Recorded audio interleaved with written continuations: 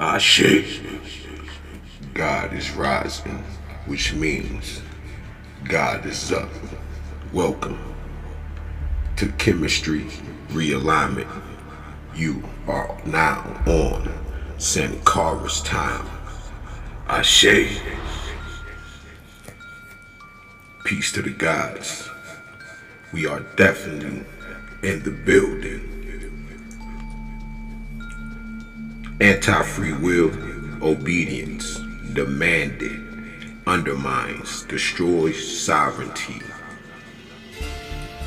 What all these hallmarks have in common in manipulating or taking people's will: destroys sovereignty, fosters dependence and relinquishing of will and personal responsibility for self.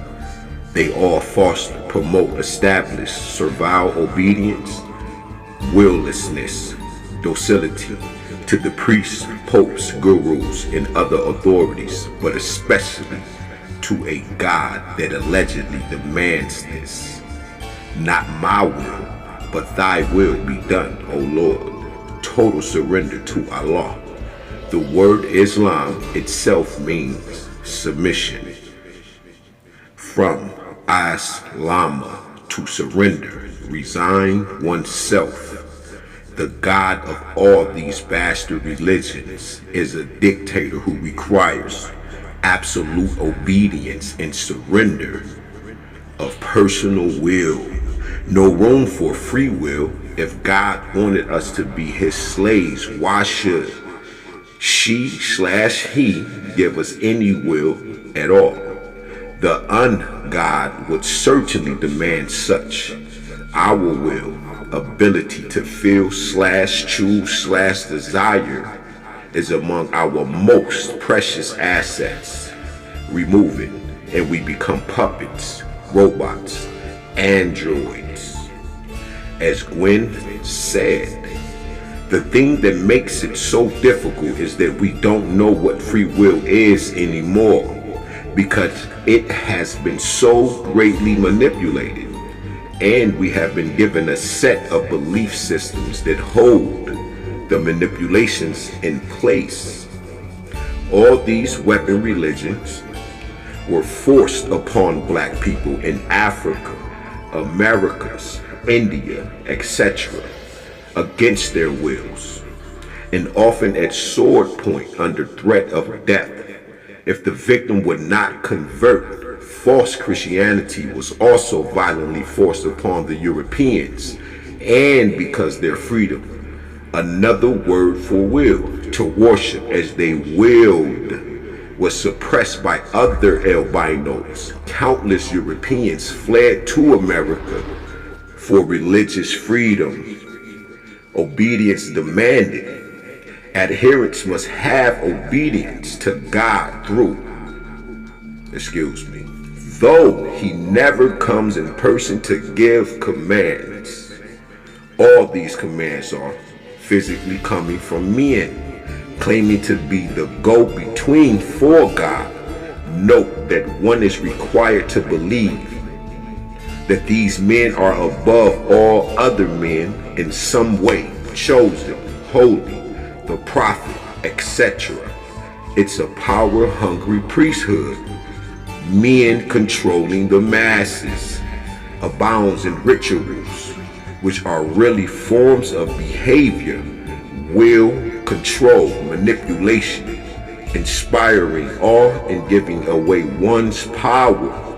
Thick, hard to understand books, scriptures, the complex systems, rules, laws, Islam's Sharia law, Hindu laws of Manu, etc., are there to control and manipulate people, ensure/maintain the exploitative system, suppress, delete people's wills, deny people expression of their true will.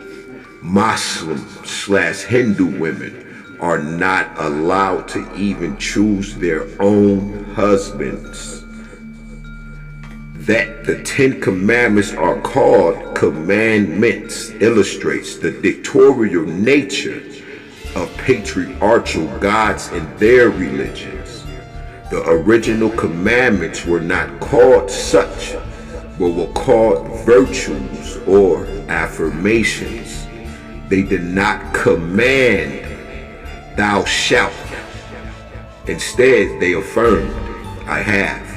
Free thinking is prohibited.